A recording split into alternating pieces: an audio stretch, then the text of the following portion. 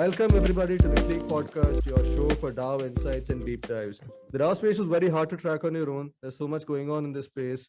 And with this show, we talk to some of the best DAO operators and thought leaders in this space to help you grasp what's going on. My name is Abhishek Ajit, and along with me is my co-host Abhishek Sonavne. Hey Abhishek, what's up?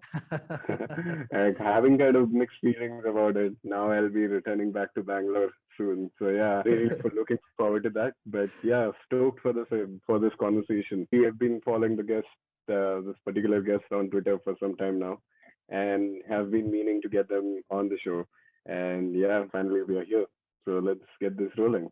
Yeah, this one's a pretty good corner I'm looking to have. When I was midway through my DAO journey, I just started to see this particular community rise, way with which they've built their community and the culture that they've brought in. It's a pretty neat thing to see. Community management and building just gets lost as that utilitarian thing, but then it has to be driven down to be able to create that sort of self-organized communities. If you do not care about your community well enough, if you're not able to take care of them properly, then no amount of incentive frameworks and on-chain tooling is going to help.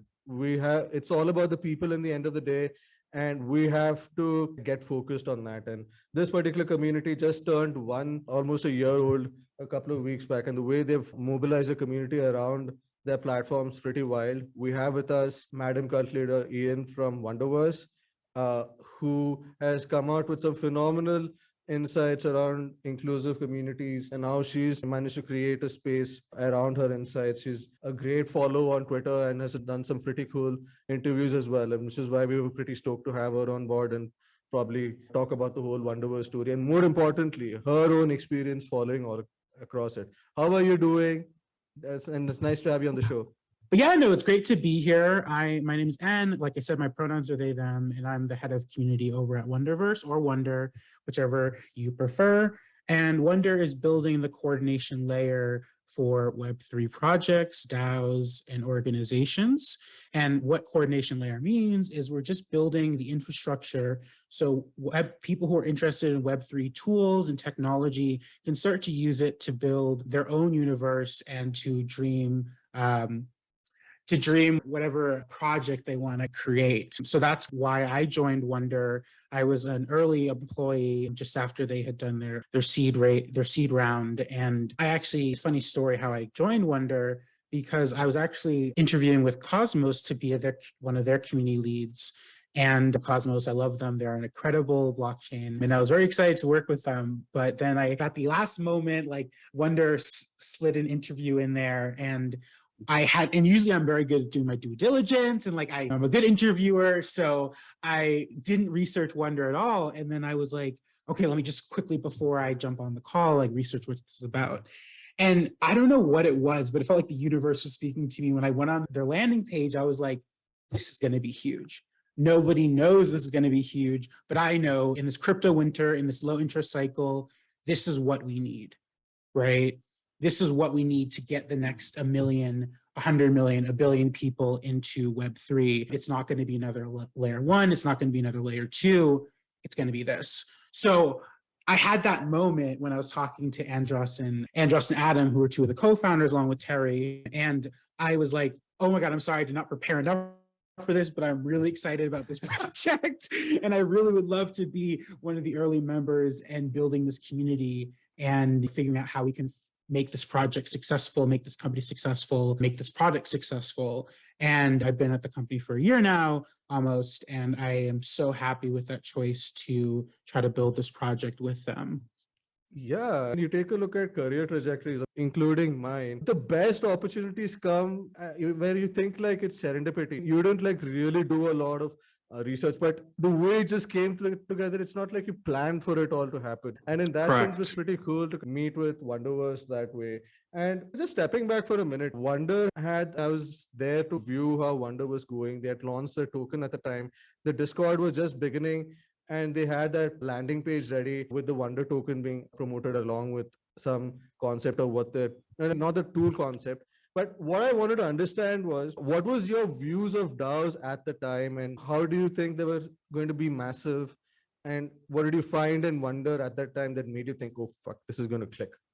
like crazy. Yeah. So I think my background's, and we can get into this, but my background's in chemistry. Before I even went into Web3, I was an analytical and organic chemist. I did that for a number of years, and I work with PhDs. I just have a bachelor's myself, but I work with PhDs. I was very successful in that. And I think one of the biggest skills I gained from that is like doing good research and understanding like complex technical stuff. And one thing I noticed very early on in like the DAO space in Web3 was that I didn't feel like it was living up to what people were saying it was. And I think there's a few pieces of why. I think, at least in the US, and I don't know how it is where you guys are located, but I don't know if you're in the US or not, but basically I just noticed that in the US, most of us have worked from corporations, very top down, very authoritarian structures. And I first noticed that one, the cultural imagination of what DAOs could be was a limiting factor, right? So what people can imagine work looks like. So what is the future of work? The second was the technology. When I got into Web3, it was late 2019, early 2020, and I couldn't afford, and I made decent money as a chemist. I couldn't afford to do many transactions on ETH-L1. Right. And Bitcoin was useless in terms of really being an economy. Right. It was just like a value exchange, which is not to knock it. That's just what it is. It is the truth, actually. We all got screwed on the gas fees and Bitcoin also, by the way. Frankly, a lot of the reason why people came into Ethereum and most of DAOs itself was they wanted to find better alternatives only. And glad to say we share the same story that way. Yeah, so it's interesting because like that was a big thing for me where I was like, okay, if we want to do on-chain governance, it's not going to be accessible or even sensible to do it on chain if each transaction is going to be $10. So I think when I entered the space, there was those two factors, there's the cultural and then there's the technological. I think now in late 2022, we're in a very exciting time. And I know it's a low interest cycle or bear market, as people call it, but this is the most exciting time for me because I see the technology maturing and I see tools coming out that abstract the complex technology in a way that everybody can understand, right? Wonder is a tool of that. Utopia Labs, Guild, right? You have all these different platforms, Lens, right? All these different platforms are coming out and they're starting to imagine and abstract the blockchain layer away so that your mom, your aunt, your friend who doesn't care about Web3 at all or the technology can start to understand how powerful it really is and the power that decentralized technology can provide our society. So I think we're at that precipice moment. And I think Wonder and all the partners we have are really going to usher in that next era of this is actually usable and not just a tech enthusiast space. That my point is you were experimenting with a lot of what's going on with these tools. I think that was a whole space before like last year. There's DeFi, you had NFTs, and the underlying community was just a way to make that price action pump and for a way to have that sort of enthusiast. But we never saw it as a way for people to like really organize for greater purposes than that. You take a look at DAOs, there's so many DAOs coming up. You have impact DAOs, you have DAOs that foster inclusion, and all of these were use cases, all of these were communities that came together because you had that sort of tooling developed that made it possible. Now communities are coming across because ownership is possible and you have the ease of coordinating across the globe. What was your view? Something that changed from you starting out as a chemist, you had this interest in crypto. How did this whole fascination for DAOs come into the picture? And you were a chemist. This aspect of dealing with hundreds of people, that's a completely different ball game. That sort of skill sets were different. What was your experiences like that connected the dots for both DAOs and your interest towards communities? Yeah, I think one thing about chemistry that I didn't find inspiring was that most people didn't really care about it. And this is not a knock on chemistry. Chemistry is critically important for our society, but I found that I didn't feel like it was solving the issue of our time.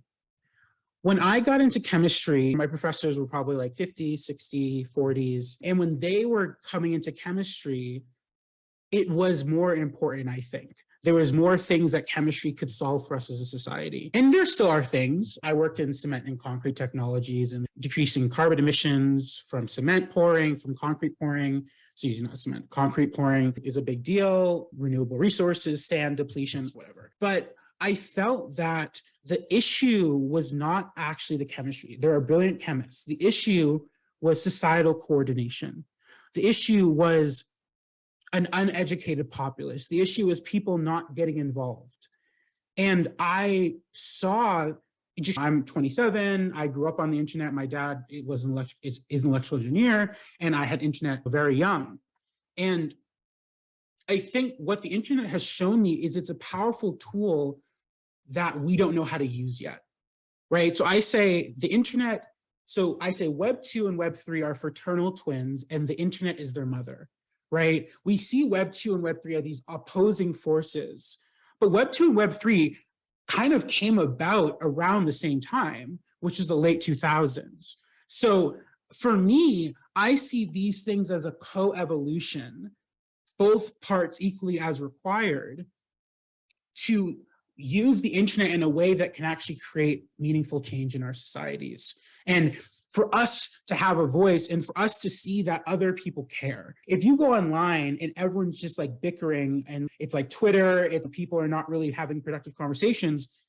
But if you start to then have small communities of people around the world who start to see, oh, actually, there are other humans who really care about the things I care about, that changes our psychology. That changes what we believe can happen in our world. And also, I think another thing Web3 does technologically, but also socially, is it dissolves borders. It starts to make us see that we're just one species distributed around a floating rock, right? Like we're all in this together in some ways. And I think Web3 really highlights that in a way that chemistry could never highlight, in a way that I could never engage with chemistry. Chemistry was about solving a technical issue. Right, it was about how can I make this reaction happen with a 98% yield instead of a 40% yield. But I think the question that compels me more is how do we then apply that amazing science in a way that improves our society? And that is, I think, baked into the Web3 question. And now I think the tech of Web3 is getting mature enough where we can start to do these social coordination games in a way that might be able to solve some of the human coordination issues we have. So just to understand a little bit, you came from this background of chemistry and switched into community building. So what are the learnings that you got from that world that have helped you become like a better community manager? Or like how has it helped you in your journey? I think a big part was, I've always been a social person. I think my ability to communicate, but that's not because I was a chemist. I think what chemistry did for me was learn the ability to digest complex information in a way that people can understand, right? So a big issue in Web3 is actually science communication, right? Technical folks tend to not be trained or are bad at telling people what they're doing. And I think Web3 suffers from this a lot, right? People talk in these very heady, arcane words that do mean things, but don't mean things to normal people. Like when you tell someone what decentralized means or what fungible means, like no one knows. Maybe like 10% of the population knows what those words mean, and maybe less really know what it means and think critically about the word. So like for me, my transition to Web3 was an opportunity for me to use my communication skills and also figure out, because I was an organic chemistry tutor in college. And one thing I learned from that experience was that organic chemistry is not as hard as people make it out to be. I was good at it, sure, but people who teach it are not able to meet people where they are. So when I was doing organic chemistry tutoring, I was able to help students that were struggling a lot understand it and really start to love it and help them in the class. So I think that is what I took from chemistry the most moving to community management, was my ability to digest complex ideas into simpler ones and still keep the heart of the complexity. And I think that is a really hard skill. A lot of people I've noticed when they do simplify things, we get things like wallet, right? But it's not really a wallet, right? Because you have things in your wallet. when you are using a Web3 address, it's on chain. So it's again, like these abstractions are not really the best way to communicate what's going on technically, but that's just because the people who are developing this language weren't thinking about the end user. So I think that's what I really bring from my kind of interesting background to Web3 in community management space. That's pretty awesome that it's not been a Web3 issue. I think it's been a general crypto issue for the past 10 to 15 years that I agree. You just never had people who actually cared enough to explain these things to the ordinary person. You only had people who were very keen on iterating, just getting to that next innovation front. Okay, getting the roll-ups, getting layer 2s, layer 3s, but we haven't even started using a wallet yet. You're getting straight to layer 2s and roll-ups, and people have to be onboarded to all these things. And Fred Wilson in 2018 was saying the same thing, that projects need to invest more in storytellers. They need to invest more in community people. Sadly, we've come a long way with the whole DAO revolution itself. You have people coming in from different backgrounds, like for example, you yourself coming in from the whole chemist scene to now. What I find fascinating is that you've taken this key trait, that is you had the patience to distill these tough concepts of chemistry, and you distill it down to people who didn't understand that. And that turns out to be a very critical thing for a community manager. You're dealing with all sorts of people who know their stuff, people who don't know anything, people who are a little malicious, people who come in with great intent. And you need to have the patience and be that role model to be able to take them to their routes. Either you kick them out if they're making a bad job, or you allow them to be a part of the whole broader culture itself if they pan out very well. And in that sense, you just come and see the whole DAO space. It's pretty awesome to see the sort of diverse bunch of people that's just come in and created this much stories that just get people invested in the broader narratives which we care about. And in that sense, it's a good pivot to transitioning into Wonderverse itself. Now, you've had this angle that, yes, that you've had this innate instinct that you want to do something bigger than yourselves rather than just figuring out the next biggest efficiency for a certain compound. You want to do that for society itself. What exactly did it click for you with Wonderverse? What is Wonderverse for people who are not aware? Wonderverse is pretty out there in the DAO space, but for broader DAO listeners who don't really know, what exactly is Wonderverse all about? How does it help the broader DAO space? And why did you get so connected that you had to work with it? And you're doing such a great job with it for a year now. Yeah, I think the big thing, Wonder does a lot of things as a platform, but I think for me, what it does most critically is help organizations scale in a Web3 native way. So I think a big issue with DAOs, and this is not necessarily their fault, but a big issue is scalability and accountability, right? As you guys know. I think Wonder as a product, as a platform, solves those things, right? What it does is it allows, because you have like project management softwares like Asana, like Trello, whatever. But what Wonder does differently is it allows the nuanced permissions that are required for a DAO, right? So in Wonder, you can have a workspace and you can have pods within your workspace. All of those things can have different permissions. You can token gate your workspace. You can eventually on the roadmap, we're going to have token gating for the pods. And it allows you to have public or private tasks that you can create. And again, those are public, private per the pod or workspace requirements. And we have bounties as well. And I think a big issue that is solving is that it's allowing people to say, here's what we're doing. Where do you want to jump in? Because the problem with DAOs is people are like, we want you to join, come help us.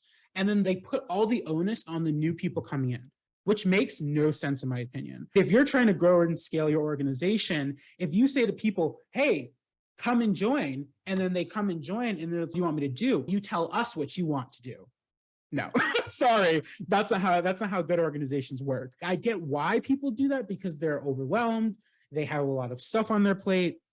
But what I hope Wonder can provide for people is a way to say, here's what we need help with. Here's the tasks we're working on. And it provides some level of accountability and almost a trail of what DAOs are really doing internally, externally, and allowing people to see that. So that, I think, is the biggest use case of Wonder. And I really think it's going to help these kind of new global organizations get their feet correct. Because right now, the biggest issue is that someone will come in, want to help, want to join, are passionate about the community, passionate about the vision, and then they come and they're just left there to be confused. I know people love the phrase, oh, drinking from a fire hose, but drinking from the fire hose, in my opinion, is actually a very negative thing and a thing that the organization is failing on. Because again, like my background, nothing is too complicated to let somebody understand it. And if you are like spraying people's face in the water pressure's at 100 or whatever, that is not going to leave people with a good impression. And the people who you're going to get to stay are only going to be one type of person. The point of Web3 for me is to accept human biodiversity, right? To make sure everyone can be present. And if we're only selecting for the people who can go through that turbulence, we're selecting out people who cannot. That's pretty neat. What I love about this insight is that all these insights that you're talking about, especially with the work that you've done with Wonder per se, when I look back at the start of your community, because I've been tracking this community for quite some time, is that most DAO tooling at that time, most DAOs in general just failed to get that sort of documentation and that sort of welcoming nature in which you have these pathways to contributions. You had it all mapped out where people understood the tools all about, how they could contribute, where is this community going, how should you be within the Wonder, within a certain community. All these things were never really mapped out. And it was really fascinating to see how it just connected to the dots with what you're saying here. My question is, the way your community is so vibrant in some way, a lot of people had those tokens coming in, but you had a fantastic culture that really made you develop that sort of thing. How was it for you to develop that sort of community, and what were the insights you learned during that whole process and the involvement of your team and all of that? One thing I'll say is that community building is harder than chemistry, in my opinion. And I said this, I was on Chase Chapman's podcast and I said this as well. And I think what's hard about community building, and especially what's hard about coming into community building and community management at the end of the bull market into the crash, was that, and also your product was, I joined the team pre-product, so we were still building everything. So I was like a community manager that was like managing a community with the product not being released. So it was definitely a very tricky spot, but I had made it work and I'm proud of what I did. And I think for me, the hardest part was recognizing that a lot of communities in Web3 are not big enough to support community. And you have like Bankless and like these giant ones, right? But when you're starting a community, it's really hard to build something meaningful, right? To build something that feels like it's giving back and helping people. One thing I recognized as well, in Web3 specifically, Web3 community management specifically, I recognize that I'm not sure Discord is the way to do that. I think a lot of Web3 communities are more about audience building and then having a community ready to direct them to. So I kind of pivot because we just launched Orbit 2, which is a kind of our season model. So in Orbit 2, one thing that Kim and I, who was on the community team, we realized was that in this low interest cycle, but even in the high interest cycle, Discord wasn't driving value for the community. It wasn't doing what I thought it would do. And I also recognize that people want less to always be participating and would rather be listening or engaging with content. And that was like a big realization for me. I was new to community management. This is something I think more veteran community managers know, but that was really shocking to me because I thought it was as simple as I'm going to make an amazing Discord that's really great and people are going to come. And that's not really, and of course our Discord like has a lot of people come in, people say hi, whatever. But I recognize that time is valuable And I didn't think that Discord and being there was giving value back to our community. So in our pivot in Orbit 2, what we're doing now is we're focusing more on Twitter. I know Twitter is now contentious. We'll see what happens, but we're pivoting to just having more content that is async. And we've always done this. We always said async community calls and async whatever, but now we're going to do more Twitter casual audience building stuff.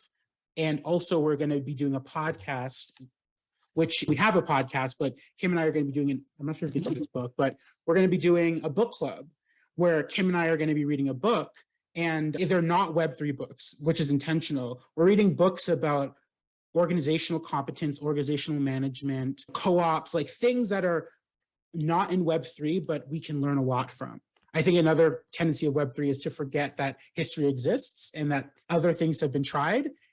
And it's important to learn from that. So we're going to be reading Operating Manual for Spaceship Earth by our Buckminster Fuller, shorter book. And then we're going to, after that, and this is a sneak peek, we're going to be reading Reinventing Organizations, this book. Wow. That's all about, yeah, it's a great book. I've read it personally, but which is all about organizational competence, organizational management, creating the next generation of organizations. So I think that would be really valuable content for DAO operators, DAO contributors to just inject some more intermediate knowledge rather than just everything being about beginners and Web3 newbies. So I'm stoked by the decision of you starting a book club. Give some alpha for your listeners. When are you starting this and when can we join? Yeah, so it's going to be a podcast, and we're going to announce on Twitter when the episode is going to be released and what pages they're going to be on. Yeah. And people can read alongside, or they can just listen to our distilled insights. It's going to be, I personally like content that's more conversational. It's not going to be as like rigid and professional. It's just going to be more like the Wonderverse team chatting with each other about what insights we took from the book and how they can be applied to Web3 and what novel ways they can be applied to Web3. So I'm excited. It's going to be fun.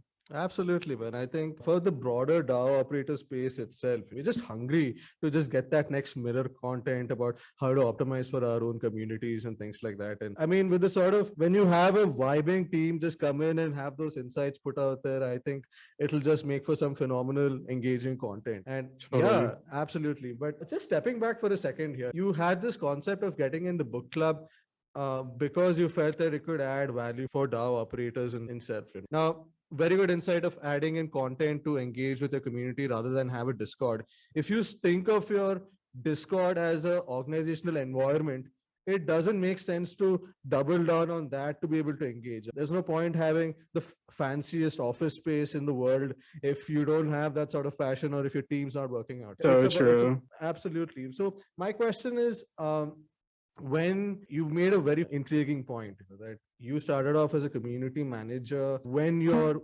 didn't have a product per se, it was just being iterated. And to be able to come out with the community and just keep them hyped up for the product that's coming, I think that's pretty tough. I think that's it's a general phase that certain communities only face. What were your insights that enabled you to be able to engage with your community at that time? I think this is something that a lot of communities don't struggle with at the time, because you need a community that vibes with the broader vision of your product. But if you don't even have the product, then what are you communicating with the community? How did you deal with that at that time?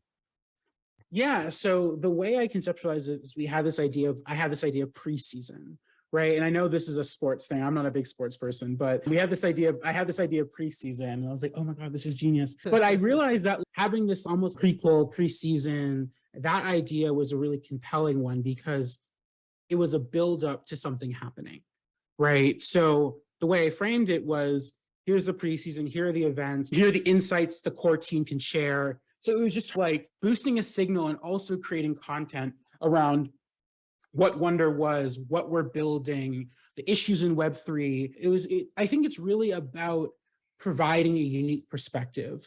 I think I came in the bull market, so that's my experience so far. But I think a lot of issues in the bull market are just a lot of noise. And I think the key, and again, I'm lucky I joined a really good project, or good company, but I think the issue is like having something of value to offer, right? Because if you're just like, and this is no shade to the PFP project coming out, but if you're just another iteration of something already done, what are you saying? What's unique? What's special? What's different? And I think it's really tough And one of the critiques I had of the project early on, actually, and I've said this to the founders, but was doing a token, like centering the community around a token. That actually, looking back over the year I've been at Wonder, I think that actually hurt the community more than it helped it. Because what it did is it made a lot of noise, but not a lot of signal. So I spent a year really trying to work on what is our signal at Wonder, right? What is the point? Why are we here? What are our values? What is the reason people should be with us in this journey? And I think that sounds like a simple question, but answering it takes a lot of internal coordination, right? It takes a lot of leadership coordination. And it's really important, I think, if you're starting a new project, or let's say you spin up a workspace on Wonder because you're starting a new DAO, it's really important to make that very clear. And it can always evolve, right? I'm not saying you have to figure it out and it's fixed forever. But I think having that is really important. And I think for preseason, before our product launched, my perspective was we need project management in Web3, right? We need it now. And boy, are you ready? Are you ready for, when this product launches? Because it's going to help you with that. I think that was a key of why the preseason was successful. And then also the Orbit season framework, I think, has also been compelling to people and interesting. I intentionally designed it that way, where I was like, what's branding? Instead of having season 1, season 2, like everybody else, what's something that's unique and special to us? And we're all about the Wonderverse space. We have our space hub, all these different things. So I thought, okay, actually, let's think of this orbit. And actually, that was community generated too, where we were talking about, like, hey, what's a fun model for people? And then as we discussed, like, we talked about spaceships, we talked about orbits, and I was like, oh, what if we had each season be a different orbit? And I thought that was a really fun idea. And then we ran with that. So what exactly are these orbits? You have the entire community running on orbits. How exactly are you theming your community work and all of that on the basis of these orbits, by the way? Yeah, so each orbit has a community content schedule that we actually just announced in the Discord. We're going to post it on Twitter soon, I think. But we just have a schedule of different content, weekly content that people can attend. So most of it's now on Twitter because we're pivoting, but there is still some stuff in Discord, mainly the community call, community governance call, and they're also doing a build in public series with our design head and our engineering head. So they're going to do like hour sessions where they just go through their process of designing the product and building the product, which is exciting. We'll record that for async folks as well. But the orbit is just to give people some grounding and also to give people rest. So in between orbits, we did 2 weeks off, right? We're still working internally on the next orbit, but I think it's also really important to not always be on. I think taking a note from nature, constant going leads to death, in my opinion. So it's really important that people feel that wonder is something that is exciting and then pauses, is exciting and then pauses. So it's not this overwhelming experience. That's another thing I learned in the bull cycle, was just that people are burnt out, to be honest. And if we're trying to build a sustainable movement that can last for 30 years, we can't burn out from a 1-year period. Like, that just makes zero sense. So yeah, that's the other thing I learned. I think just making this whole season approach itself engaging with this orbit and bringing in that sort of thematic content that also aligns with the broader wonder thing, I think that's pretty neat. And I think what you've talked about with the whole getting in a break in general itself, it just reduces the whole fog of war, that kind of comes in. You have crypto itself, that's like a nuke on top of a nuke feeling itself, with the way the whole space evolves. And then what's going on within the community, if you keep doubling down on that, it's cool to have in these breaks where you just take a breather and then you have the energy to come in and do that. I think what a lot of communities miss is energy management, not just from an individual's perspective, but I think from a whole community energy itself. And the key for a very good community manager is to be able to sense that when the energy is going low, when it's going high, and just capitalizing or making that difference happen. Yeah, I think that what people forget is that in the word human resource, or HR, is not the best way of framing it, but I think people forget that we are ourselves a resource. And you can deplete any resource, and you can deplete human resource as well. And humans are not machines. I think one thing that's going to be interesting, I was actually talking about this, I don't know, and maybe on a Twitter space or something. So there's this thing called DAO Kit, which is a partnership between a ton of different DAO tooling orgs that I've been helping run. So it's Otter Space, Utopia Labs, Guild, a number of others. I could read the list off. Twitter space, right? Yes, we did. Okay, And in okay. that Twitter space, I think this is where I said it, but I'm not sure. But in that Twitter space, I was talking about how in Web3, the most interesting thing becomes less about the technology as it improves and becomes more efficient, and more about our human limitation, right? We need rest. We are on a circle, or a globe, excuse me. We're on a globe. So if we need rest and we're on a globe, those are physical limitations of how much we can globally coordinate, right? If I'm in the US and then someone's in China, we don't have much time where we're both awake. Maybe if there's a night owl in China or something, or in India, or in the Philippines, or wherever people are. So I think what's going to be very interesting, and this is something I thought of early on in my Web3 kind of research phase, was that, and it's been elucidated by my community management experience, that we're going to start to see like, we're going to start to see like spheres of influence and those spheres overlapping. So it's going to be like you have the Americas, then you have like EA, and then you have APAC, right? You're going to start to see these kind of like quadrants, or I guess they're like, not quadrants, they're like tridents. They're going to be like 3 slices of the earth pie, because it's just physically like that we can't all coordinate all the time. And I think that's going to be really interesting because the technology is 24/7. The technology, you can send a transaction whenever you want. But I think it's going to be really interesting to see how our physical planet limits our ability to coordinate with each other based on time. So I think in Web3 community management as a whole, as projects start to develop more, and you're already seeing this, you're going to see like different centers in each of those sectors. So the Americas, EA, and then APAC. And you're going to start seeing like hubs form. And then those hubs are going to start interacting, because you can't interact live all the time. So I think that's going to be very compelling to see how that shapes up. I think this aspect of hubs itself, we are already seeing that with most of the DAOs itself. The way you have B itself, you have, forget FWB, any broader community itself will have different other discords for a certain country where they can self-organize, work in the interest of the broader DAO itself. But very interesting point that I find is you have the physical limitation of time. We also have our own energy that comes into the scene, and we're all different people. How we all operate. See, an American guy, they go out, you just don't know. An American and how a Chinese guy operates are 2 different things. And being able to empathize with that on a broader collective is the key to be able to maintain that cohesion, where you understand each other, but you bring them under the shared umbrella of what we care about common. We keep moving that forward.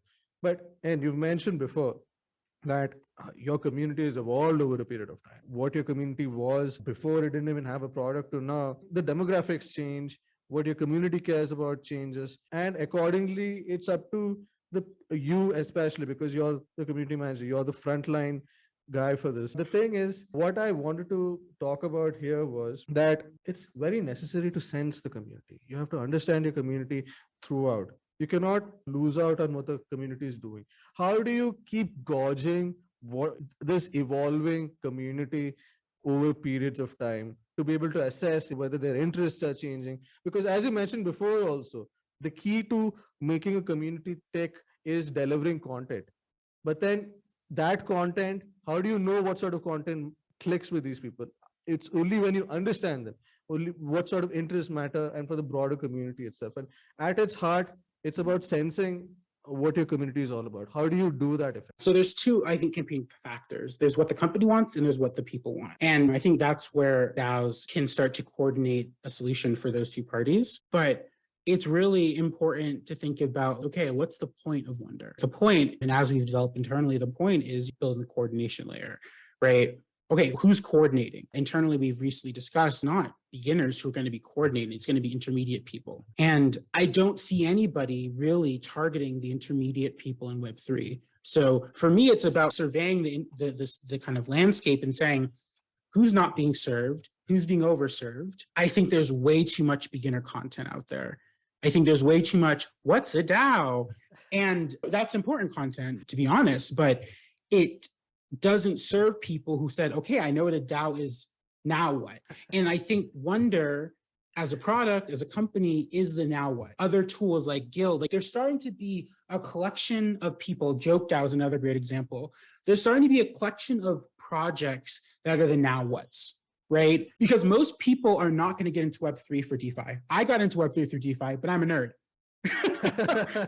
Right? I love learning about math and economics. Like I'm doing calc on Khan Academy for fun. If anyone followed Twitter, I took calc in college, but I want to learn multivariable calculus. So I'm just like going to learn that by myself.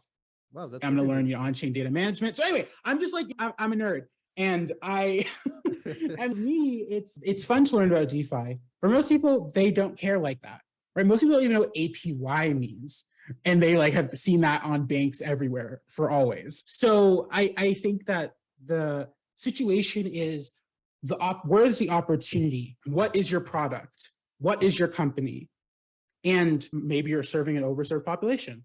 For Wonder, what I wanted in the community is I didn't want us to serve an overserved population because that would hurt our product and it would hurt the company and it would hurt the community. I wanted us to be providing legitimate value in a way that was digestible for the target. And if the target for Wonder is intermediate folks who are going to be building DAOs, that's not going to be someone who needs to know what is a DAO. They probably already did that. They probably already did a Google search, what is a DAO? Found that article from beginner org, and now they're looking for, okay, now what? How do I really do this thing? And what I want, and that's why the book club, build in public, like these different things that we're starting in Orbit 2, the point of them is to say to people, hey, we're not reinventing every single wheel here. We're using a new technology to solve an old problem, a problem that we've struggled as a species to solve. And I believe, my personal belief, and also Wonder's belief, is that Web3 provides a novel solution to that. And maybe can provide some novel outcomes. So that's where my mind's at, where I'm like, okay, if I'm focusing on intermediate people, what is content that they will want to engage with, that they will find meaningful? And I think the two pieces are boosting the signal of Wonder, which is why we're doing more on Twitter, right? Saying, hey, we're having more Twitter spaces. Hey, you're seeing Wonder's name everywhere. Hey, we're doing more partnership spaces. Hey, we're building an ecosystem with other projects. That, and then also once you say, what is Wonder? Oh, a book club podcast. Oh, their tweets are cool. Oh, et cetera, et cetera, et cetera. Neat. You have your target audience very mapped out. It is for intermediate people who understand broader besides what is a DAO scene. It makes your life easy, by the way. You don't have to deal with answering what is a DAO. We still do, but I used to run events over here in Bangalore, over here in India. And we used to talk about these sort of intermediate topics, real high value topics. And then a lot of the community would just come in and say, but Abhishek, how do I get Bitcoin? What is? Yeah. And I think something that's changed, and this is another thing, right? Populations change over time, which is another thing. Everything is a moving function, right? I think in math a lot, everything is a moving function, right? Things like, it's not stagnant. So I think people try to hit what is now, not what is going to be, right? So my prediction, again, this is hypothesis, I might be wrong. My hypothesis is there's a growing population of intermediate people in Web3. We had this rush of people, tons of noobs, they were educated, right? Let's say it was like 1 million people. Of the people who stayed, they are no longer beginners. They have a Web3 address. They're on crypto Twitter. They're on Web3 Twitter. They know what Gitcoin is, right? They're introduced. So now it's like, how do we continue to engage them and continue to make them understand more deeply? Because not everybody is going to be a cryptographer, a blockchain expert, a coder. That's just not what that's going to happen, right? That's always going to be like, everyone's not going to be a chemist. I think about this a lot. How many chemists do you really need? Probably not that many, right? So you don't need many people who are Vitalik. You need a number of them, but you don't need millions and millions of them, right? So for me, now that we have the developed technology, we have infrastructure with projects like Wonder, with projects like Guild, with projects like Lens, yada, now we're starting to get people who are beginner, intermediate, who need to understand how to use these tools and implement them into making a meaningful project, product, ecosystem, DAO, whatever they're doing. So that's my prediction, and that's the target I see where the population is moving towards, not away from.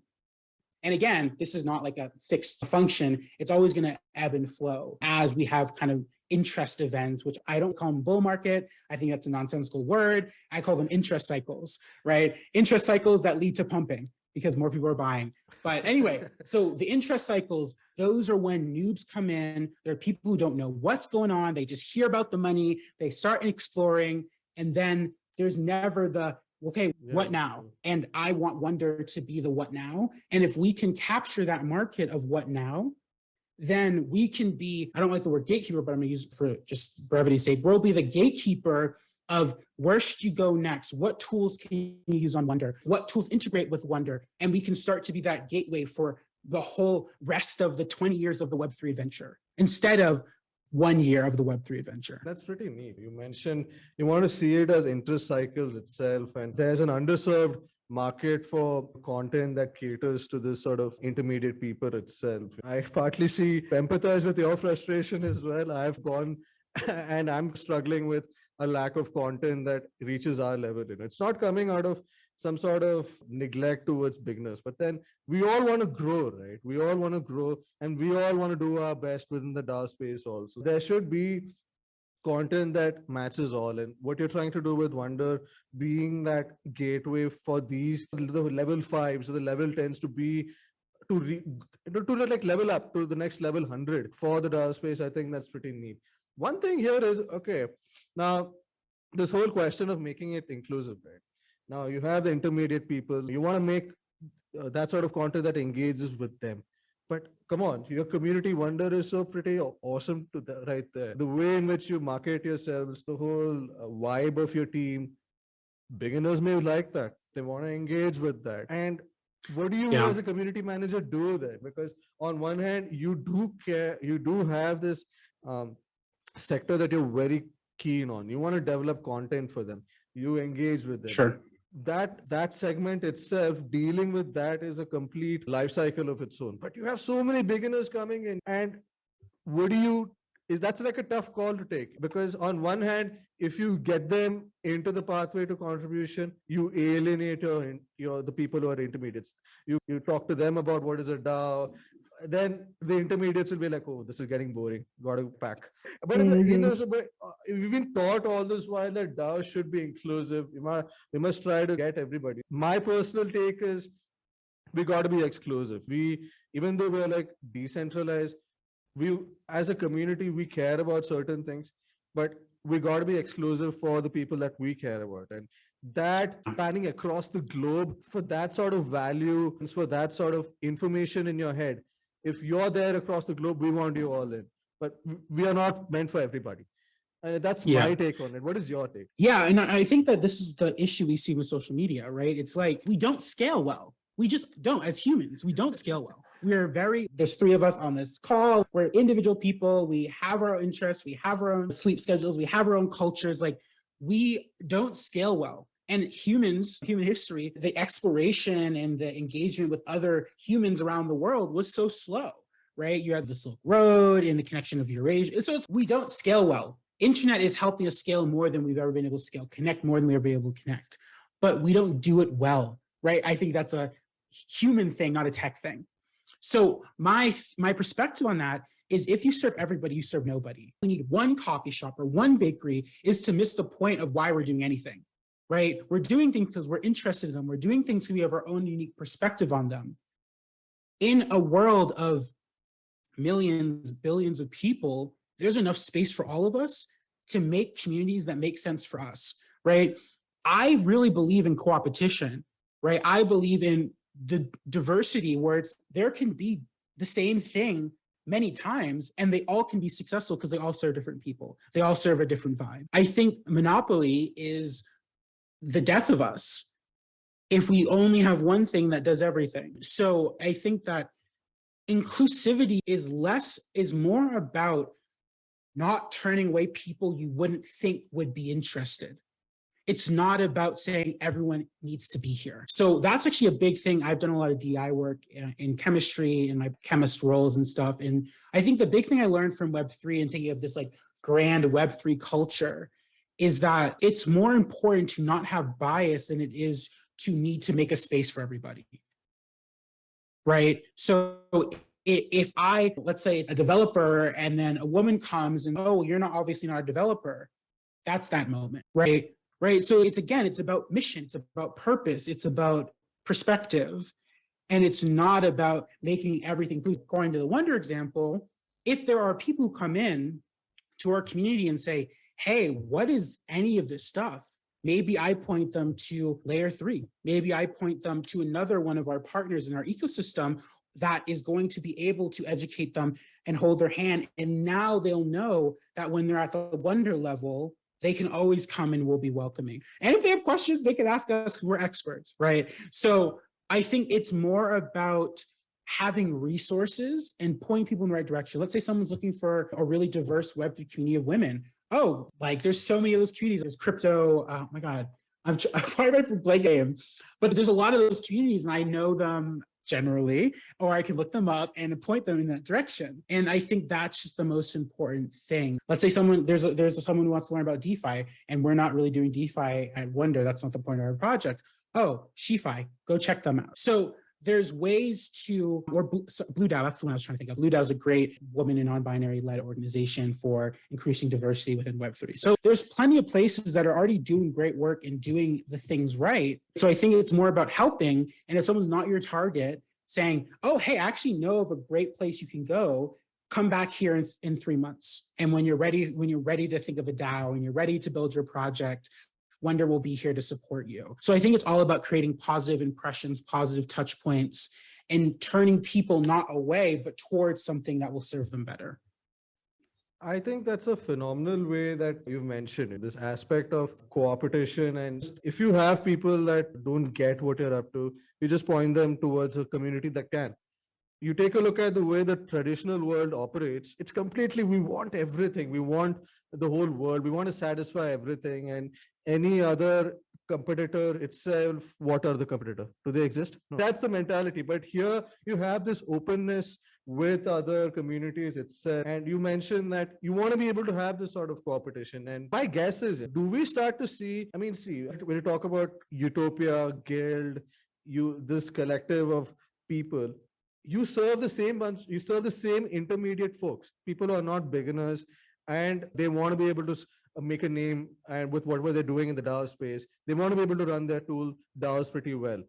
Do we start to see a shared form of community building together besides just pointing out each other community? Because you have similar insights about what sort of demographics your community is, what do they vibe about? Why don't we see collaboration in that front where you could help each other out? How do you see this kind of growing?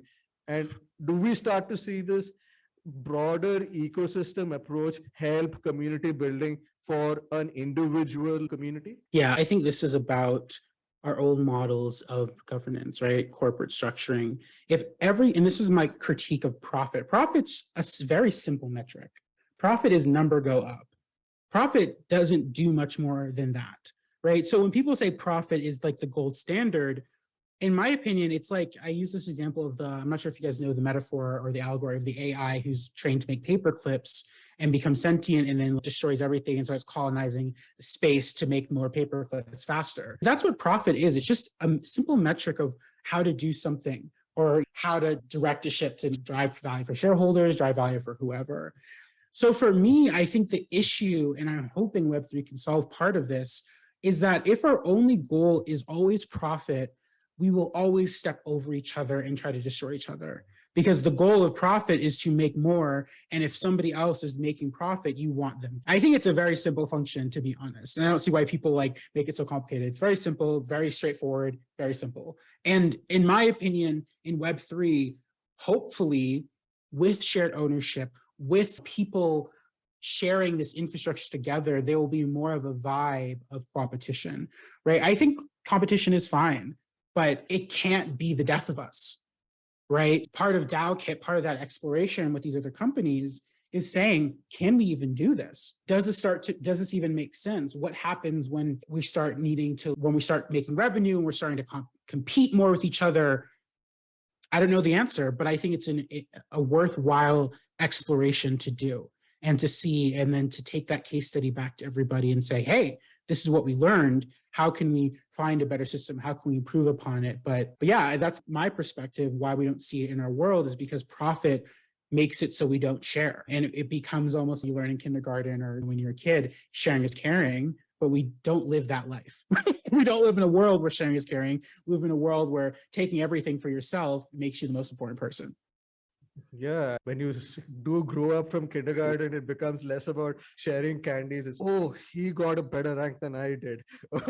Oh man, he's got a flashy car. I think we got to beat him to that. And I think that's a general world that we've lived through. That we are just being this byproduct of, and Web3 and the way you guys are trying to shape that with DAO Kit in general. It's fighting the machine in a sense.